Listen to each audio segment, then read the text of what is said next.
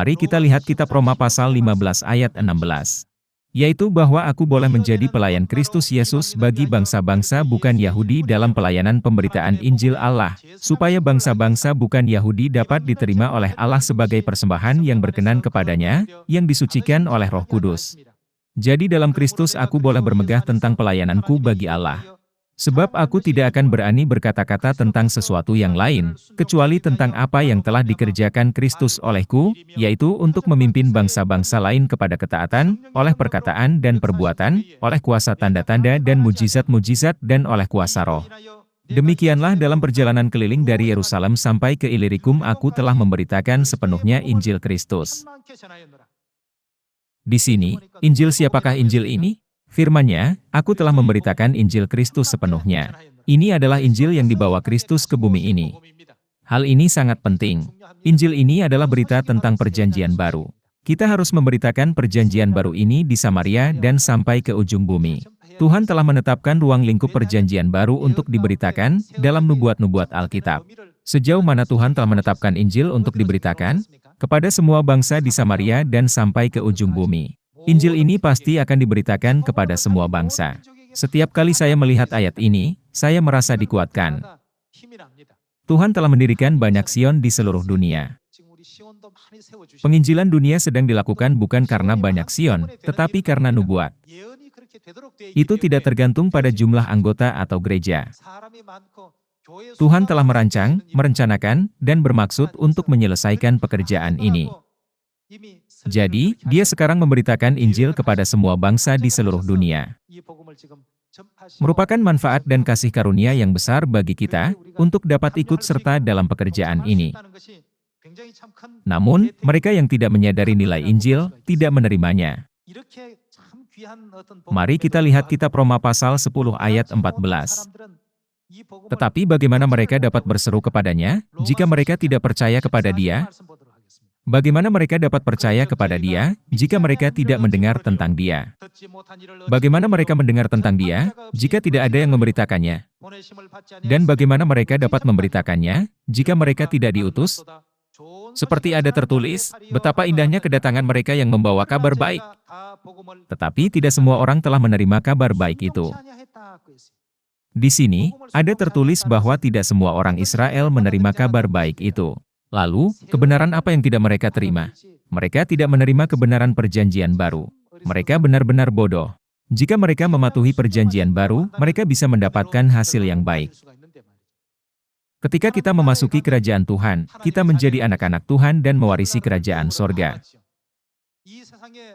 Semua hal baik yang belum pernah kita nikmati di bumi ini, akan ada di sorga. Berkat kerajaan sorga bukanlah sesuatu yang diberikan kepada kita untuk sesaat dan diambil kembali, tetapi sesuatu yang akan menjadi milik kita selamanya. Oleh karena itu, ketika kita melihat ajaran Tuhan dengan mata rohani kita terbuka, kita dapat sepenuhnya memahami alasan mengapa kita harus beriman kepada Tuhan dengan segenap hati kita, dengan segenap jiwa kita, dan dengan segenap pikiran kita. Namun, apa yang akan terjadi pada mereka yang tidak menerimanya? Mari kita lihat apa yang akan terjadi dalam kitab 2 Tesalonika pasal 1. Mari kita lihat kitab 2 Tesalonika pasal 1 ayat 7. Dan untuk memberikan kelegaan kepada kamu yang ditindas, dan juga kepada kami, pada waktu Tuhan Yesus dari dalam sorga menyatakan dirinya bersama-sama dengan malaikat-malaikatnya, dalam kuasanya, di dalam api yang bernyala-nyala. Bukankah ini merujuk pada penghakiman terakhir? Ini akan terjadi ketika Tuhan datang untuk menghakimi dunia. Ayat 8. Dan mengadakan pembalasan terhadap mereka yang tidak mau mengenal Allah dan tidak mentaati apa? Tidak mentaati Injil Yesus, Tuhan kita. Mereka yang tidak menaati Injil, akan dihukum. Dengan kata lain, apa yang tidak mereka patuhi? Dimulai dengan Paskah, semua peraturan perjanjian baru disertakan dalam Injil. Apa yang akan terjadi kepada mereka yang tidak menaati perjanjian baru? Mereka akan dihukum ketika Tuhan datang untuk menghakimi dunia. Sederhananya, dihukum berarti masuk ke neraka. Bukankah begitu? Mereka yang tidak menerima perjanjian baru akan sangat disiksa, sedangkan mereka yang menerimanya akan ikut serta dalam janji itu, menjadi anak-anak Tuhan, dan mengambil bagian dalam berkat-berkat kekal dari Tuhan. Tuhan memberitahu kita fakta ini dengan sangat jelas. Itulah sebabnya Injil adalah kabar baik. Jika kita tidak menerima kabar baik ini, kita akan sangat menyesal.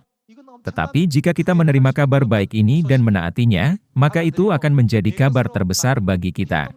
Tuhan telah datang ke bumi ini untuk menyelamatkan umat manusia dan memberitakan kabar keselamatan kepada semua orang. Karena itu, ketika kita memberitakan Injil, kita tidak boleh berpikir, apakah orang ini akan mendengarkan atau tidak, tetapi menginjil dengan percaya diri. Penginjilan bukanlah hanya mengetahui banyak ayat dalam Alkitab. Beritakanlah dengan berani, Tuhan menyelamatkan umat manusia yang ditakdirkan untuk mati melalui perjanjian baru. Mari kita menaati firman-Nya dan merayakan Paskah. Semuanya, apakah itu sulit? Hal ini sama sekali tidak sulit. Mari kita memberitakan firman dengan percaya diri, berpikir, ini benar-benar kabar baik. Semua orang akan menerimanya jika kita memberitakannya. Mari kita beritakan kepada seluruh dunia dengan mengatakan, ketika Tuhan datang ke bumi ini untuk penghakiman terakhir, mereka yang tidak menaati Injil, Tuhan akan dihukum. Bukankah dihukum berarti masuk neraka? Namun, bukankah Tuhan berkata bahwa mereka yang menerima Injil akan menjadi anak-anak dan ahli waris Tuhan, dan mengambil bagian dalam janji kekal Tuhan? Kita juga harus memberitakan kabar baik dengan mengatakan, kita harus menerima Injil sesegera mungkin. Ada begitu banyak berita kematian di dunia, tetapi kita memiliki berita keselamatan. Tuhan dengan jelas memberitahu kita hal ini melalui Alkitab hari ini. Jadi, kita tidak dapat memberitakan Injil jika kita merasa sulit dengan berpikir, saya harus menghafal semua hal ini agar saya dapat menginjil dengan lancar. Injil tidak disusun dengan cara yang sulit, bukan. Segala perkara dapat kutanggung di dalam Dia yang memberi kekuatan kepadaku. Saya lemah dan kurang kekuatan, jadi saya tidak bisa berbuat apa-apa, tetapi Tuhan telah mengangkat dan menguatkan saya, maka saya dapat melakukan segala sesuatu melalui Dia yang memberiku kekuatan.